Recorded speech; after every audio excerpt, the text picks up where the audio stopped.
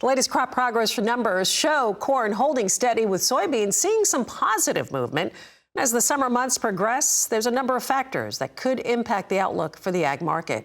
Elizabeth Strom with the American Society of Farm Managers and Rural Appraisers joins us now for a look at conditions in her region. Elizabeth, thank you so much for being here. We do appreciate it. Of course, listen, second half of the summer right now, what are crops looking like where you are in central Illinois? Well, overall, the crop is looking pretty good. I sit here in Champaign, Illinois, and things overall do look good. The past couple, weeks, we have received a little rain, which has helped the crop. Around the 4th of July timeframe, the corn was really, really dry. We were starting to see the leaves curl on the corn, and so things looked a little tough at that point in time. We did receive some necessary rain over the past week or so, and so that's really helped this crop along. We will need to continue to get those timely rains to really finish out this crop appropriately.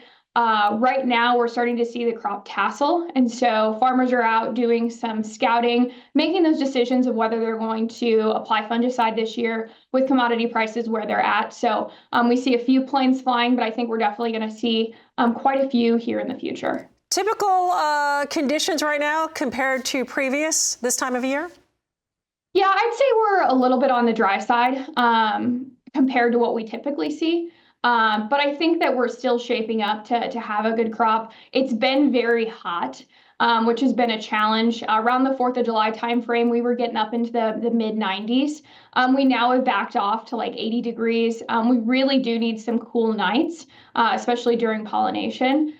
So it's been an okay summer, and the crop's doing good considering. Let's switch to land values right now. How are they holding up this summer? Yeah, so we see a pretty stable land market at this point in time. There's not a lot of inventory on the market, which is typical for this time of year.